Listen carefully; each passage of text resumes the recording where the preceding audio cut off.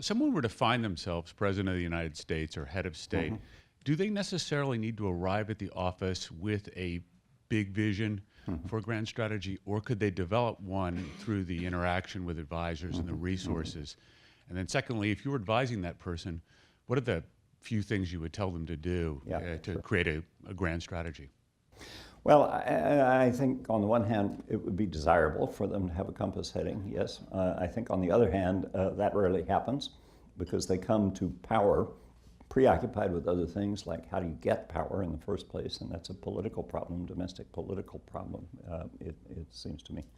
And on the business of what you bring to power, this again gets around to Kissinger and what he said famously years ago about intellectual capital. A leader entering into a great position of responsibility can only draw on the capital that he or she has brought to that position. And often that capital has been invested decades ago in education, for example. And you don't have time as you're rising within some organization, as you're competing with rivals. And then certainly as you are president of the United States, to sit around and re-educate yourself in the great classical text, there just is not time to do this. So this has been one of the elements in our thinking. We've always been influenced by that Kissinger quote. And we've thought of our course as a long-term investment in the future of our students. We can't know what they're going to be doing. I mean, I know what they'll be doing for the first two years or so, which is working for a hedge fund, but they won't stay there. And they'll be doing other things after that. And there's certainly no way to imagine what crises they might confront 20 years out or so. But I think we can show them patterns nonetheless. I think we can plant in their minds the seeds of concepts which they will remember because we have their attention now as undergraduate. We will not have their attention when they are rising, when they're at the hedge fund, when they're on the way to political eminence or notoriety or whatever that may be.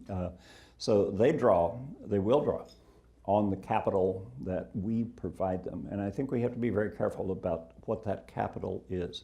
I don't think that capital should be short-term, very specific, overly specialized, or even overly theoretical concepts. Because it seems to me all of those, microhistory, deterministic theory, have been shown to be not very relevant to operational circumstances. But I think an instinct for how to wield power is something that is transferable. And I don't think it always requires education. I'm impressed, again, as always, with Lincoln, who had less than 1 year of formal education. But no one has intuited classical grand strategic logic better, it seems to me, than Lincoln. You could say it's just common sense. And of course it is just common sense. But think how uncommon common sense is.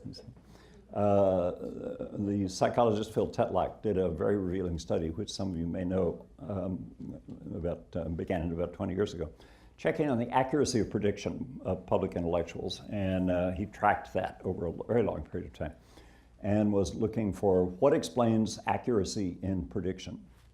And nothing worked. It didn't matter whether people were liberal or conservative or Democrat, Republican, male, female, whatever. The only variable that worked was when Phil asked the leaders to rank themselves on the scale as either fox or hedgehog. And he gave them Isaiah Berlin's definitions of those terms. And he said the result was, it's in his book, the result is startling. The foxes were far better at prediction than the hedgehogs. The hedgehogs had a record of accuracy that approximated statistically that of a dart-throwing chimpanzee. And yet, he noticed the hedgehogs tended to rise faster in organizations, and they tended to go to the top of their organizations and whatnot. And why was that? Well, it's because they had one big idea. And if you think about our media today and what it prizes are sound bites, the ability within 30 seconds or so before the next commercial to give you one big idea. And if you sit there in front of a television camera and say, on the one hand this, but gosh, on the other hand that, and well, I can't quite make up my mind on this even, you'll either be cut off or at least not invited back, you see. So there's a paradox somehow that the one big idea, even though we know that this is a problematic way of thinking about the future, does seem to be more powerful in career advancement than the qualifications that foxes do. So is there a principle that lies behind this? Tetlock didn't say, but I have tried to articulate one in the book, and maybe this is one of the few succinct ideas that comes out of this book. It's a riddle. Why is common sense like oxygen? Because the higher you go, the thinner it gets.